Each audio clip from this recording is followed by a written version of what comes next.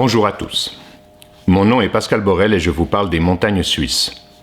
Aujourd'hui, j'adresse un salut du fond du cœur à mon ami Mauro Neigueiro, qui lutte contre la maladie à l'heure actuelle et qui, tout en luttant, m'adresse un soutien et me fait aller de l'avant dans le travail que je mets en ligne aujourd'hui.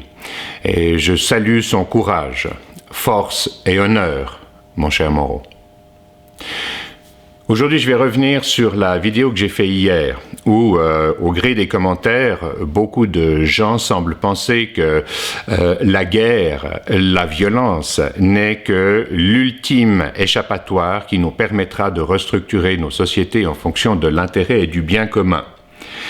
Je vous ai dit, ne livrez que les combats que vous avez une chance de gagner. Quand on a déjà essayé une méthode, un type d'armes, et qu'ils n'ont pas fonctionné, qu'ils débouchent sur l'échec cuisant de nos démocraties aujourd'hui, quant à satisfaire le plus grand nombre, je me permets de le dire, l'insatisfaction est grandissante, vous vous sentez volé par nos États qui puisent dans la valeur de votre travail 40-50% de ce que vous produisez, dans certains États jusqu'à 60-70%. Oui, vous vous sentez trahi, oui, vous êtes en colère, oui, vous voulez faire rouler les têtes, mais encore une fois, il faut changer votre fusil d'épaule. Nous devons adapter notre réponse à ce que nous avons en face. Et je rappellerai que, bien sûr, beaucoup me disent que pour vouloir la paix, quand on veut la paix, on prépare la guerre, que les grands tournants historiques se sont faits dans la sueur, le sang et les larmes. Oui, c'est adapté à certaines circonstances, mais ça n'est pas adapté à toutes les circonstances. Aujourd'hui, ça n'est pas adapté. Les gens que vous percevez comme complotistes, comme vos ennemis quelque part, que nous percevons comme nos ennemis, sont en fait nos alliés de demain. Et l'art supérieur de la guerre et du combat, de la riposte graduée, c'est de gagner sans combattre. C'est de ne pas verser une goutte de sang. C'est de rallier ce que nous percevons comme étant nos ennemis d'aujourd'hui à nos alliés de demain. Et faire en sorte que ces alliés nous amènent ce dont nous avons besoin, comme je le dis, dans l'intérêt du plus grand nombre, pour pouvoir disposer de la valeur de notre travail, entreprendre, pour pouvoir créer, innover, etc. Donc, l'art ultime aujourd'hui, c'est de faire en sorte de gagner sans combattre. Et c'est la seule voie qui s'offre à nous.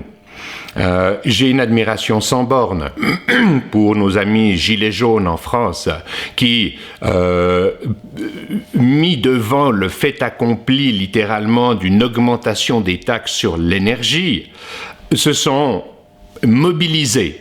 Oui, mais est-ce qu'on se mobilise en utilisant des actions in fine relativement violentes où on empêche la trame économique de poursuivre, les échanges de se poursuivre au sein d'un pays, en bloquant les voies de communication, en étant relativement violent, même si c'est un mouvement pacifique à la base, vous devez comprendre, nous devons tous comprendre qu'aujourd'hui la violence légale est du côté des États.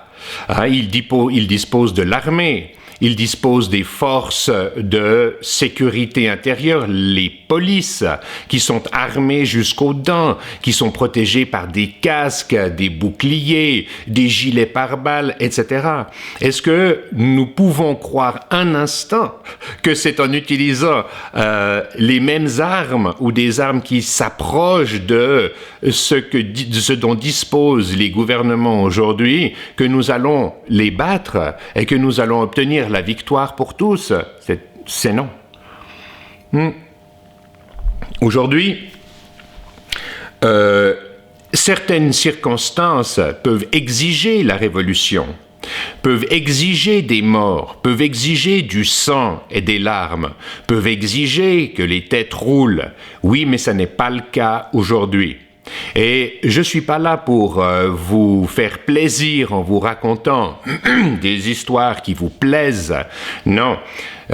Pour ça, vous avez les politiques. Les politiques qui vont continuer à vous faire croire qu'on va vous offrir l'éducation, la santé, les infrastructures, et tout ça, bien entendu, gratuitement. On va vous persécuter de taxes et d'impôts, mais nous pouvons tous continuer à croire que ce sera gratuit. Les politiques sont là pour vous plaire et vous donner un discours qui est un mensonge pratiquement du début à la fin. Si nous sommes assez naïfs pour croire au Père Noël et penser que tous ces cadeaux vont nous arriver sans qu'on en ait à payer le prix, c'est notre choix. Mais un homme comme moi, si je prends la parole aujourd'hui, c'est pour éclairer la scène d'une façon alternative, qui ne vous plaira pas, c'est clair, mais qui vous permettra de gagner, de vaincre sans verser une goutte de sang. Et l'idée pour moi, c'est d'utiliser le cadre constitutionnel, le cadre légal, bref, toutes les conditions de la démocratie moderne pour forcer nos amis politiques à venir avec un projet, avec une vision et de la mettre en place dans notre intérêt. Et si on réussit à faire quelque chose comme ça, nous allons changer le moteur de l'action, nous allons éviter les écueils que nos actions jusqu'ici, au fil des 2-3 dernières générations, que je qualifie de ventre mou, ont utilisé, et nous sortirons victorieux avec des alliés en plus. C'est une évidence. Quand je vous dis, par exemple, « Made in China », je n'achète pas. C'est pas pour toujours. C'est pour faire en sorte que le deal qui existe aujourd'hui entre le Parti communiste chinois et son peuple soit mis à mal. Et que le Parti communiste chinois, intelligent qu'il est, j'en suis convaincu, soit obligé par lui-même d'amener les réformes nécessaires. Et comme je vous l'ai dit, dans la culture chinoise, on ne crée pas de conflit. Sinon, on est jugé comme socialement irresponsable. Donc, ça ne se fera vraisemblablement pas dans le feu, le sang, les larmes et la douleur.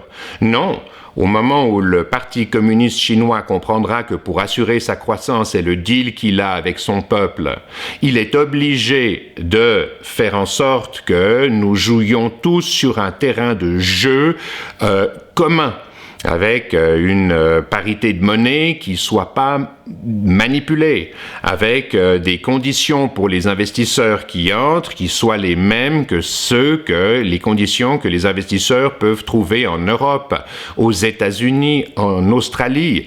Eh bien, ce jour-là, les Chinois sortiront de cette sorte d'esclavage culturel. Ce n'est pas un esclavage au sens de la période pré-guerre de sécession aux États-Unis, non, mais c'est néanmoins un frein majeur à leur créativité aujourd'hui. Donc si, par notre consommation responsable, nous mettons les garde-fous, encore une fois, qui obligent l'action, eh bien, au niveau de la capacité du peuple chinois à retrouver ses libertés, nous serons dans une situation où nous aurons gagné en faisant de nos ennemis d'aujourd'hui les alliés de demain. Alors ça plaît peut-être pas, mais encore une fois, si vous pensez au deuxième plus grand pays, le plus peuplé de la planète aujourd'hui, l'Inde. Comment est-ce que l'Inde a été retirée du joug de l'Empire britannique? Est-ce que c'est au son des canons? Et bien évidemment pas. Pensez à Mahatma Gandhi, qui, dans le cadre d'une action non violente, a réussi à retirer à l'Empire britannique sa plus grande colonie. Ça s'est fait dans des grèves de la faim, certes, des marches, mais non jamais au son des mitrailleuses, des bombes et des canons. C'est pas comme ça que nous gagnerons une restructuration de nos structures démocratiques aujourd'hui. Comme je l'ai dit, nous avons besoin d'une réforme constitutionnelle, nous avons besoin de simplifier le cadre légal, non plus pour qu'il suive les processus que l'on enseigne dans les universités, mais qu'il revienne à des fondamentaux qui permettent l'harmonie des échanges et de services et de biens au niveau des êtres humains. Donc, encore une fois, je ne suis pas là pour vous plaire, je ne suis pas un homme politique, je ne le serai vraisemblablement jamais. Le jour où je vous fais un discours dont vous sentez qu'il est mu par des intérêts financiers ou tout simplement par la nécessité de se faire élire et de plaire au plus grand nombre, je n'aurai plus aucune utilité et vous ne me verrez plus. Donc, comme je le dis, les moyens à utiliser sont la Constitution, le cadre constitutionnel, sont le cadre légal et d'imposer à nos politiques de devenir les moteurs de ce qui est dans l'intérêt du plus grand nombre. Ils ont un ego qui est tellement surdimensionné que si vous leur permettez d'entrer dans les livres d'histoire par ce biais et qu'ils peuvent comprendre qu'ils gagneront en qualité de vie à titre personnel, qu'ils gagneront en popularité, qu'ils gagneront à tous les niveaux, vous aurez gagné la bataille. C'est aussi simple que ça. Donc, faites de nos ennemis, faisons de nos ennemis des alliés.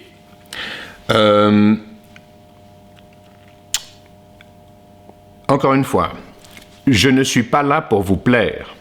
Je suis un Helvète, il en reste quelques-uns, qui a eu à sa disposition une démocratie un demi-millénaire avant tous les pays d'Europe.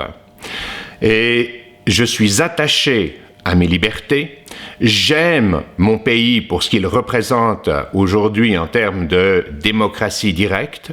Je pense que la Suisse peut redevenir un exemple de démocratie et de ce qui amène un peuple à pouvoir produire, travailler pour lui et dans le consensus social dont on a besoin pour intégrer les plus faibles, mais je ne vous parlerai jamais pour vous plaire uniquement. Voilà, j'arrête là pour aujourd'hui, je vous remercie pour votre aimable attention. Paix à tous les citoyens de cette planète, paix à vous. Peace out.